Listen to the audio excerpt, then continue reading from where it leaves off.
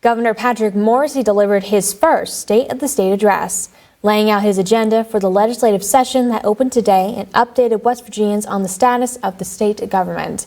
In a speech that lasted roughly an hour, Morrisey gave a sneak peek at some things the legislature will work on. Morrisey announced the West Virginia Power Tech Center, a new measure aimed at increasing West Virginia's development of its energy sector and workforce. Morrisey said that the state has a lot of issues to face, and none are bigger than the budget. According to Morrisey, the budget he inherited from former governor and now Senator Jim Justice would have left the state in a deficit of over $400 million. We inherited a deep structural deficit. It was papered over with one-time money that's now running out. So without action now, we'd have to dip into the emergency fund, that rainy day fund, in less than 2 years. That's why there's real urgency now.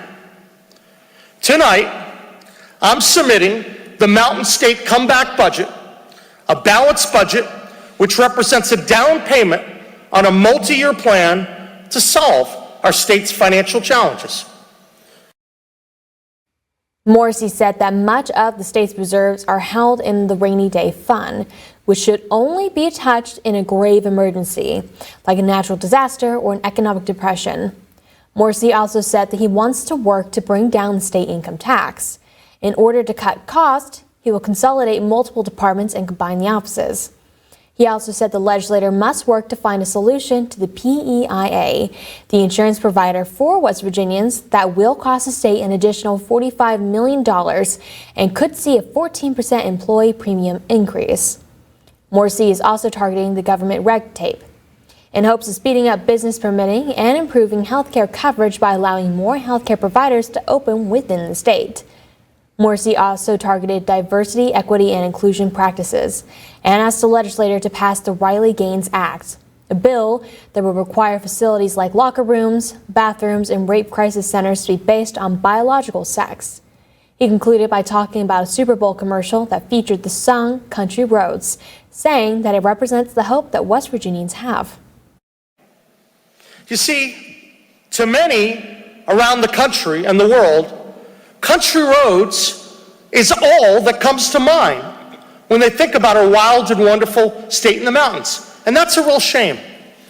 There's so much more to West Virginia than our beloved John Denver song. It's my hope that in a few years' time, when Country Roads plays, maybe at a WVU game, thousands of students will be singing out, not only with pride in a Mountaineer victory, they'll sing with pride, knowing that their job, their family, and their future will be right here in West Virginia.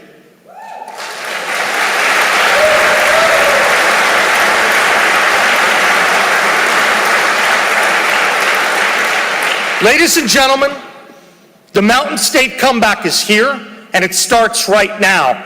God bless you. May God bless the United States of America, and may God bless the great state of West Virginia. Thank you very much. Now we will continue to follow the legislative session over the coming weeks. On opening day today, the House of Delegates adopted its rules for how it will operate throughout the session.